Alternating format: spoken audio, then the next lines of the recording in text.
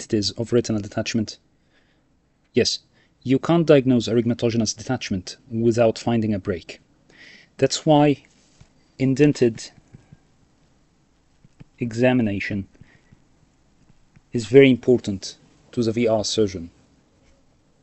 You need to learn this. It's not just the matter of performing scleral buckling, but you really need to learn this.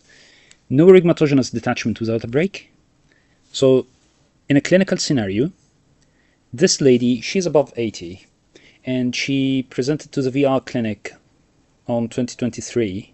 A provisional diagnosis of chronic retinal detachment was made. She was seen later by several junior staff of the clinic, and there was no progression of her detachment. 3 years later, she presented with 3-week history of loss of vision. She presented with this picture. Her vision was hand movement. She was referred for surgery, but actually, when I reviewed the case, this lady had history of colorectal cancer, treated around 20 to 30 years ago, and she's currently under hematology for chronic myelogenous leukemia. I examined her thoroughly, couldn't find a break, but this is not rhegmatogenous detachment. This is leukemic infiltration. You need to be aware of this. So, leukemia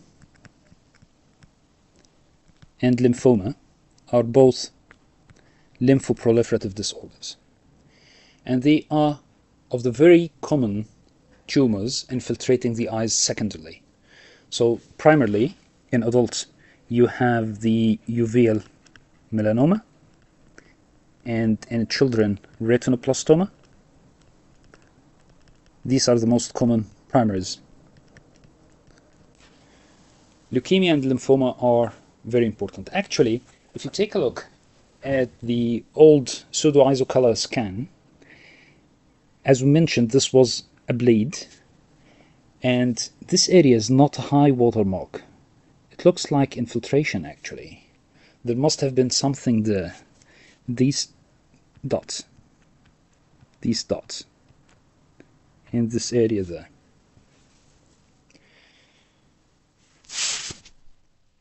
In 1860, this was the first description of leukemic ocular infiltration. Since then, every single ocular structure was reported to show leukemic infiltration. So the anterior segment, iris, was reported, and this showed the leukemic hypopyon, especially in children. Vitreous, retina. In the retina, you can see these grayish-white infiltrates. Vasculitis, perivascular sheathing, was also reported. And actually, there are some reports of masses, although this is not the norm. But a solid mass was sometimes reported in these cases. Optic nerve, and this is a sign of CNS infiltration. And actually, this carries high risk of mortality, this end-stage disease. Chronic myelogenous leukemia usually has an indolent cause. It responds to chemotherapeutics, it waxes and wanes, and when there is aggressive ocular infiltration like this case, this suggests acute reactivation of the disease. So you need to liaise with the hematology, because these patients do not require vitreoretinal surgery. they actually require systemic treatment and chemotherapy.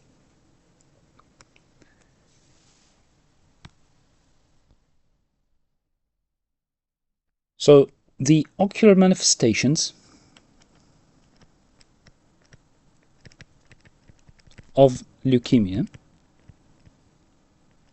and to some extent lymphoma, we'll come to lymphoma later, it might be either due to direct infiltration,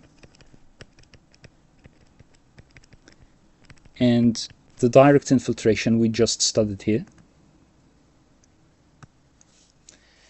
It might be what we call possibly direct effect, and this is what we call leukemic retinopathy.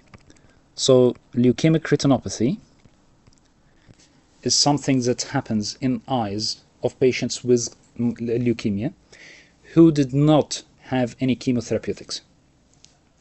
It shows vascular sheathing, it shows cystoid macular edema, intraretinal hemorrhages.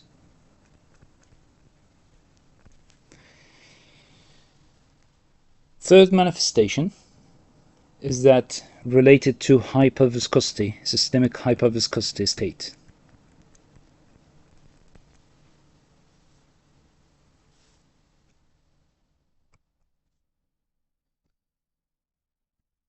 So in hyperviscosity, you might find pale blood column in blood vessels.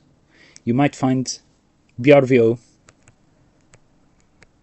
intraretinal hemorrhages, again, and you can see the hemorrhages here as we described earlier. This patient had B-scan to exclude solid tumor. As we just mentioned, uveal melanoma is the most common intraocular malignancy. In lymphoma and leukemia, usually there is no solid mass, but choroidal infiltration gives picture of thickened, moderately thickened choroid. Exudative detachment, this is the optic nerve, and this is exudative detachment. No breaks could be detected, and there are some vitreous infiltration as well. So first message is perform